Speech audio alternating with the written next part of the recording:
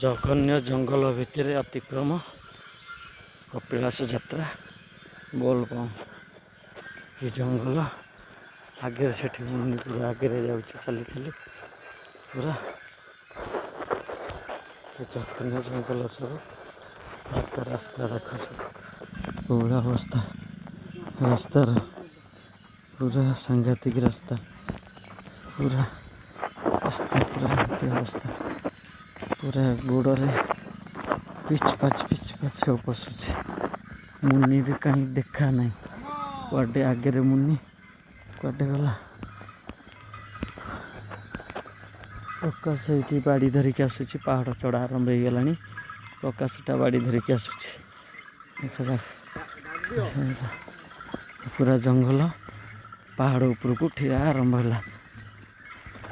ପୁରା ପାହାଡ଼ିଆ ରାସ୍ତା ପୁରା ମସ୍ତ ରାସ୍ତା।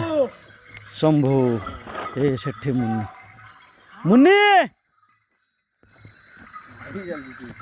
ହାତ ହଲଉଛି ଯିବା ତା ପାଖକୁ।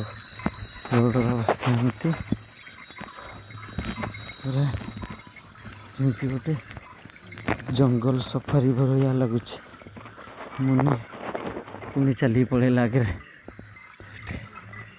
ପୁରା ମୁନି ପୁରା ପାହାଡ଼ ଚଢ଼ିବା ପାଇଁ ପୁରା ରେଡ଼ି ହେଇକି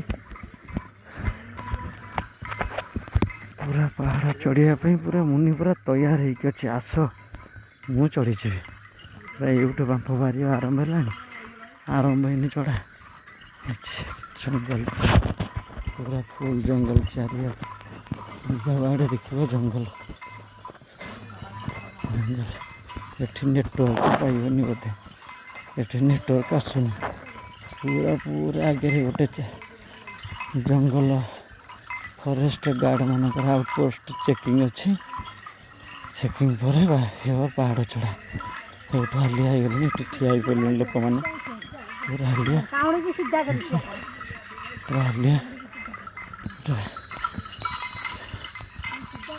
ଜଙ୍ଗଲ ପୁରା ଚାରିଆଡ଼େ ଜଙ୍ଗଲ ପଥର ଖଣି ଗୋଟେ ଜାଗାରେ ହେଇଛି ପାଦ ଚଲା ରାସ୍ତା। ଟିକେ ଜଙ୍ଗଲୀ ଲୋକ ଆ ଭିତରେ ପୁରା ପଶିକି ବାଡ଼ି ଆଣିକି ଗୋଟାକୁ 10 ଟଙ୍କା ଲେଖାରେ ବିକ୍ରି। ସେ ଜଙ୍ଗଲ ଚାଲିଛନ୍ତି ସବୁ ଜଙ୍ଗଲ ସ୍ଥାନ।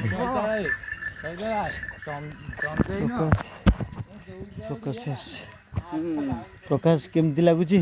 बोल है बाबा शंभू। ଆଚ୍ଛା ପୁରା ଜଙ୍ଗଲ ଚାରିଆଡ଼େ ଜଙ୍ଗଲ ପୁରା ଜଙ୍ଗଲ ସଫାରି। ପୁରା ଜଙ୍ଗଲ ଭିତରେ ପଶିକି ଯାଉଛନ୍ତି। ମୁନି ପୁରା ଖୁସିରେ ଦୌଡ଼ୁଛି। ବାବାର ମଠ ଅଳପ ବାଟ ମୁନି ପୁରା ଆଗରେ ଦେଖାଯାଉନି ମୁନି। କିନ୍ତୁ ଆମେ ପାହାଡ଼ ସାଇଡ଼ରେ ଜଙ୍ଗଲ ଭିତରେ ପଶିକି ଚାଲିଛୁ। ପ୍ରକାଶ ହେଇଛି ପୁରା ଜୋସ୍ରେ ଆସିକି ଟପିବା ଅବସ୍ଥାରେ। ଦେଖ ପୁରା ପ୍ରକାଶ ଟିକେ ହାଇ କରିଦିଅ। ପ୍ରକାଶର ଏଠି ଗୋଟେ ପ୍ରସ୍ତାବ ପକେଇକି ଯାଇଛି। ସେଇଥିପାଇଁ ପ୍ରକାଶ ଭାରି ଖୁସିରେ ଦୌଡ଼ିଲାଣି। ଯାହା ହଉ ଭାଇଟାର ମୋର ଏଥର ବାହାଘର ହେଇଯାଉ। ପୁରା ଦେଖ କେମିତି ଜଙ୍ଗଲ ରାସ୍ତାରେ ଯାଉଛନ୍ତି ସବୁ। देख पार करेगा। ओह पहाड़ चढ़णी आरंभ हो गला। उठाणी प्रकाश चलती पूरा पहाड़ पूरा खतरनाक। जुआडे चाहिए पूरा पहाड़ जंगल चारिआडे जंगल पहाड़ जंगल तार भीतर देखिए छोटिया गोड़ी रास्ताटे उपरକୁ पड़ी तार धीरे चलते धई साइड लगे ये उईहुंका ये जंगल भितर उईहुंका पूरा काउड़िया भक्त मैंने यपट दे जाऊँ कपिलास बढ़िया कि गछड़ा पूरा सड़क ठिया मत मनोरम दृश्य मो जीवन में फास्ट टाइम देखिली। ଆକ୍ଚୁଆଲି ଆଉ ଗୋଟେ ଥର ସିଦ୍ଧିବିନାୟକରେ ଦେଖିଥିଲି କିନ୍ତୁ ଅଳ୍ପ। ଏଠି କିନ୍ତୁ ପୁରା ପୁରା ଜଙ୍ଗଲ ଭଳିଆ ମୋତେ ଲାଗୁଛି ଏ ଯେଉଁ ପରିବେଶ।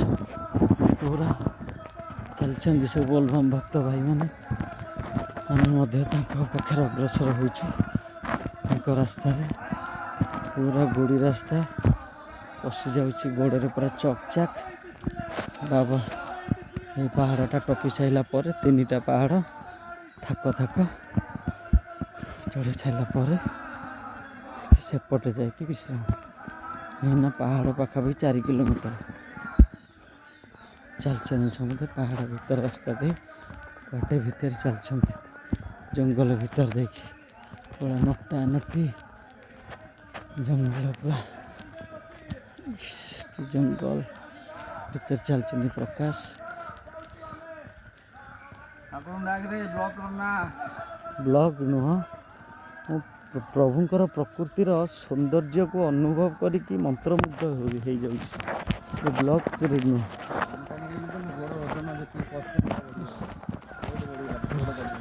ଏଇଠି ହାଲିଆ ଲାଗିଲାନି ଯେ ପାଣି ଦରକାର ହେବ ସାଙ୍ଗ। ହଁ ଜାଣିଛୁ ଖାଲି ଜଙ୍ଗଲ ଏଠି କିଛି ନାହିଁ ଦାତା ଦଇବ କେହି ବି ଗୋଟେ ପାଣି ବି ଦେବେନି। ପୁରା ଜଙ୍ଗଲ କୋଉଭଳିଆ ଦେଖୁଛୁ ଟି ଖାଲି ଜଙ୍ଗଲ। ଓହୋ ହେଇଛି ପୁରା ଚାରିଆଡ଼େ ପୁରା ଜଙ୍ଗଲ ଖତରନାକ ଖତରନାକ ଜଙ୍ଗଲ। ଇଏ ହେଉଛି କଟକ ଗଡ଼ଗଡ଼ିଆରୁ କପିଳାସ ଯାତ୍ରା ତଳ ତଳ ରାସ୍ତା ଭିତରେ ଦେଇକି ଯାହା ରାସ୍ତା ପାହାଡ଼ ବିଲ କେନାଲ ରାସ୍ତାକୁ ଦେଇକି ଫାଇନାଲି ଆସିକି ଆମେ ପାହାଡ଼କୁ ଡେଇଁବା ପରିସ୍ଥିତିରେ ଅଗ୍ରଗତି ଅଛୁ। ଆମେ ଡେଉଁଛୁ ପାହାଡ଼ ଉପରକୁ ଚଢ଼ି ଚଢ଼ି ଯାଉଛୁ। ପଛପଟେ ବହୁତ ଲୋକ ବି ଆସୁଛନ୍ତି। ଏଠି ଜଣେ ଭାଇ ପାହାଡ଼ ଉପରକୁ ଯାଉଛି ବାଇକ୍ ଧରିକି ବୋଧେ କହୁଛନ୍ତି କ'ଣ ପାହାଡ଼ ଉପରେ ଦୋକାନ ବଜାର କିଛିଟା ଅଛି ଷ୍ଟପେଜ ଅଧା ଅଧିରେ ବୋଧେ ସେଇଥିପାଇଁ ଯାଉଛନ୍ତି ବୋଧେ। ତାପରେ ଏପଟେ ଯିବା ଆସିବା କରି ଲୋକ ପଦଚଲା ଏପଟେ ସେପଟେ ହେଇଯାଇଛି ପାହାଡ଼ ମଧ୍ୟ ଦେଇ ଆଉ ଯେଉଁଟାକି ଭଲ ସଂକେତ। ଆମ ରାସ୍ତା ବହୁତ କମିଗଲା। ଜୟ ଶମ୍ଭୁ ଜୟ ରାମେଶ୍ୱରାୟ ନମଃ ଶିବାୟ ପ୍ରଭୁ।